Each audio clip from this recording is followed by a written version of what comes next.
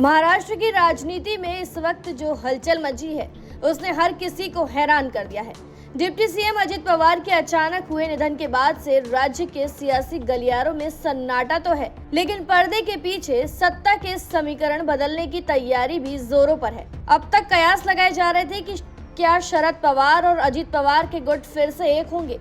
अब इन चर्चाओं पर एनसीपी के बड़े नेताओं ने मोहर लगा दी है। हालिया रिपोर्ट ने एक चौंकाने वाला खुलासा किया है। जी हां, खबर सामने आ रही है कि राष्ट्रवादी कांग्रेस पार्टी के दोनों गुट आगामी 8 फरवरी को विलय यानी एक होने का औपचारिक ऐलान करने वाले थे, लेकिन अजित पवार के असामयिक निधन ने इस पूरी प्लानिंग पर पानी फेर दिया और फिलहाल इस योजना को एक बड़ा झटका लग गया है। बताया जा रहा है कि दोनों तरफ के नेताओं के बीच बातचीत काफी आगे बढ़ चुकी थी और वो जिला परिषद चुनाव के नतीजों के ठीक बाद एक होने की तैयारी में थे। शरद पवार गुट यानी कि एनसीपी-एसपी के कद्दावर नेता जयंत पाटिल और शशिकांत शिंदे ने खुद इस बात की पुष्टि की है कि दोनों गुटों के एकीकरण की प्रक्रिया अंतिम चरण में थी। मामला सिर्फ विलय तक ही सीमित नहीं था, बल्कि अनौपचारिक रूप से ये भी तय किया जा रहा था कि नई व्यवस्था में मंत्रिमंडल कैसा होगा और किन नए चेहरों को जिम्मेदारी दी जाएगी।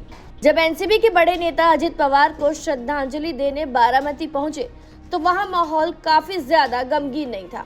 सूत्रों की माने तो वहां वरिष्ठ नेताओं की एक गुप्त बैठक की, जिसमें राज्य की बदलती राजनीतिक परिस्थितियों पर लंबी चर्चा हुई।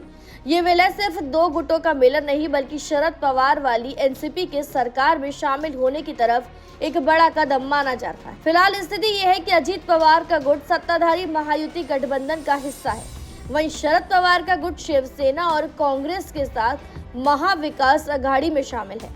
लेकिन इस संभावित विलय की खबरों ने सहयोगियों की धड़कनें बढ़ा दी है। अगर पवार का कुनबा फिर से एक होता है तो महाराष्ट्र में सत्ता के समीकरण पूरी तरीके से बदल जाएंगे। अजित पवार के जाने के बाद अब सबकी निगाहें महाराष्ट्र की सियासत के चाणक्य कहे जाने वाले शरद पवार पर टिकी हैं।